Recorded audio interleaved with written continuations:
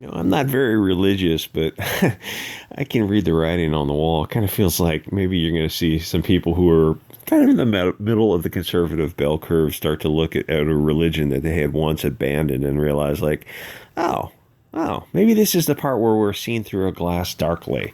Click links for Odyssey, Bit Chute. Join this channel, become a member. They have a new membership feature which opened up. I'm not exactly sure what it does or how it works, but maybe you can figure that out. Or support channel on Coffee. Be sure to join the Telegram. It is a great way to keep in touch and drop your own links. But it's a kind of a free speech zone, so be forewarned. So this is this would make a cool thumbnail, but these kind of thumbnails don't get a whole lot of clicks. Bohemian Grove, child sacrifice to Moloch. So if you've been following the news past few days, Hollywood has its panties in an uproar over having a slightest of possible interruptions to their child sacrifice to, is it Baal, Moloch, the lizard people, gods, the gods of the underworld, Lucifer. I mean, different names, right? But it's all kind of the same. It's kind of the left-hand sinister path. So Hollywood has got its child blood sacrifices to Moloch questioned a little bit. It's a federal versus 10th Amendment states' rights issue, and nothing's happened yet. I mean, probably nothing's going to change, and they're very much not happy about it. Or some of them are just virtue signaling for dopamine points on social media. And there's an issue around abortion. Obviously, trigger warning, this is going to be talking about abortion, which, to be honest, is pretty freaking horrific when you start to think about it, even if it's not really your issue. Are you not entertained with the bread and circuses? But even if it's not your issue, which I personally, is not an issue for me, the application to how civilization kind of functions around sacrificing babies, that's a bigger issue where I realize I look at some of these things like, oh, this kind of has to be an issue. It's something you can't just ignore and let other people handle. It's important, even if you don't really want to kind of focus on it. And obviously, it's the 10th Amendment states' rights versus a federal issue, which is the bigger issue. And, you read the Constitution and the writings of the Founding Fathers that go into it, and then you look at present day America, and they bear no relation. I mean, it's like an engine at red line with an oil leak and a coolant leak, and you just kind of can predict. I mean, where the paths are so divergent, and literally the Founding Fathers go, oh yeah, this is the tyranny that we warned you about. This is what some of these provisions in the Constitution were all about. I mean, this was the Founding Fathers. George Washington himself was literally talking about the basis of the Second Amendment. I mean, those writings are still out there for now. Though you better get your hard copies on, I think of hard copies now as on those external USB drives, so you can pass those things around. So while I personally don't care about this issue so much, I recognize that a society that starts deleting babies is probably going to start deleting the elderly, which, much to my surprise, they already do that in Canada and some Western European countries. Some of those Scandinavian countries are kind of weird about that kind of stuff. They do have something cool where some of the elderly dudes will jump off this cliff, and it's just part of their religion, which seems kind of cool to me. Then, you'll just start deleting the homeless if you want. Then the sick, and oddly enough, the society doesn't really seem too focused on actually deleting violent criminals, just the most innocent people alive, which was what I'm talking about. Like when the society gets so unstable, it gets so turned upside down that there's no fixing it without something cataclysmic coming along. So all this, it feels like it's deck chairs on the Titanic until there's some kind of ultra-based movement to stop this degeneracy. And I look at the 535 people in office and the state level, and I'm not seeing a whole lot of people who are going to step up. Though oddly enough, there's a few women on the right who are kind of in that direction, but they're not nearly based enough to where we need them to be. To stop degeneracy, you have to have something very, very strong. And until you do, nothing changes. We just continue this slippery slope into Weimar levels, Sodom and Gomorrah levels of evil. So let's examine where we are now. We delete babies, we mutilate kids, sterilize them. This isn't something that's on the horizon. This is what they're already doing to kids under 18. They sterilize kids under 18. It's just as insane as it sounds. It's like it's this slowly boiling frog. It just sneaks up on you unless you're really paying attention to it. They're turning kids into catamites to literally dance on stage for the pleasure of lizard people coomers.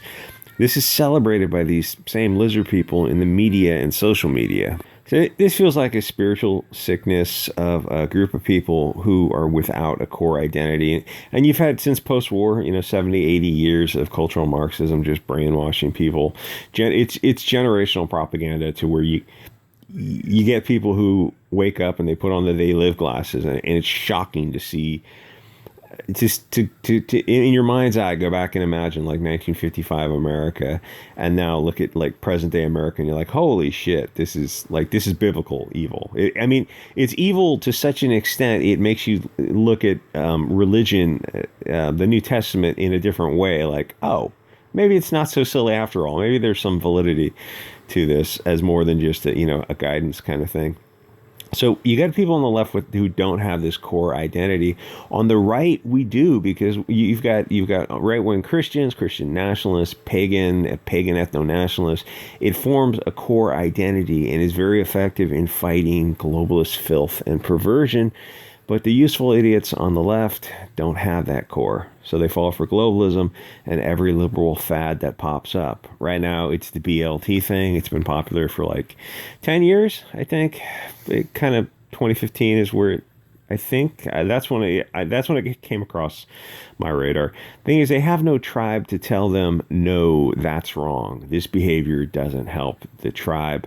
People need a tribal identity. It's just empirically the way of the world. You have to be part of something. They need a core to help them resist this filthy pervert degeneracy.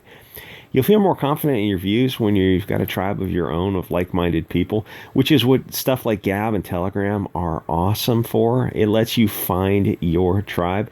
You learn that there are many other people who feel like you, who are just absolutely disgusted with this modern degenerate world, this economic zone country controlled by the most vile bankers and NGOs. I mean, what the Founding Fathers have been writing about for a long time. It's like, oh, it all came to pass. We should go back and read we should teach the writings of the Founding Fathers in school and what led up to the Constitution.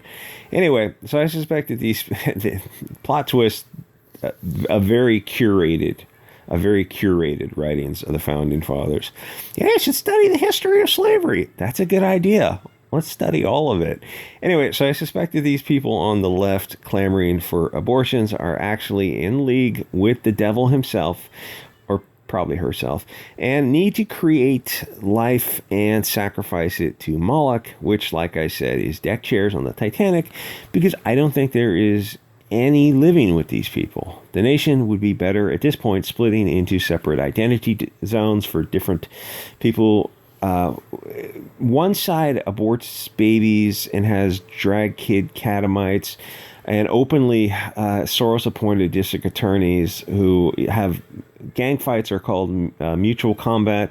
You've got looting through cities like San Francisco and the Bay Area, open looting, open attacks on people I probably can't mention on YouTube, mass amounts of malum and sake, evil acts, evil in and of itself, criminal activity, and then just malum prohibita, the quality of life acts that lead to, graffiti and urban blight, and people not even speaking the same language, not being on the same page with each other, not having a shared culture value. Half the country hates the Constitution. There's nothing unifying. It's just a commercial zone, an economic zone controlled by very wealthy people. At that point, I think you're better up getting very tribal, forming your own tribes, and literally just creating something. It doesn't have to be anything too wacky. Just be a peaceful constitutional amendment to say, okay, we're going to have different regions for different people. Like, say you want to live in an area without drive-by shootings, without lootings, where there's crime and punishment, where you just don't have stuff where people are flash mobbing Apple stores. Like you don't need security features to prevent people from just running into stores. Like the most kind of crime you had to worry about would be kids who are taking sunglasses out of unlocked cars. That's what my friends were doing as kids. I mean, it wasn't massively prevalent, but it was like that was the most you had to worry about in a like a kind of a high trust, higher IQ society. It was like an unlocked car, somebody's sunglasses getting stolen. But at the same time, people would turn off your headlights for you, which is, you know, that was back in the day when headlights had to be turned off manually, and people left their cars unlocked. People left their doors unlocked. Like, oh, that's an entirely different society. Yeah, would you like to return to that? Well, you can't return to that and maintain this situation you have now. Like, the structure needs to be radically and peacefully, constitutionally changed to allow a reimagining. It's like, it's not such, these aren't such crazy things. I mean, this happens throughout countries, throughout history. There's reformatting and restructuring around new ideologies where you have groups that have irreconcilable differences. Like, if you live in San Francisco, Oakland, Bay Area, you see the stuff going on there. And I know that there's a lot of people, even in something as liberal San Francisco, who go like, yeah, we don't want our Tesla cars getting broken into. Every 2 months, that the window gets popped out, and it's, you know, call the guy, the glass repair guy repairs the glass. They pop out the window in the Teslas so they can open the trunk, or they drill through garage doors to just break into garages and steal whatever they steal. It's like that happens. That just happens, kind of low level constant crime, where you have swap meets and markets in the Bay Area streets where, like, everything at that swap meet is stolen from, you know, the local stores, and then the stores leave, and you have retail deserts and white flight.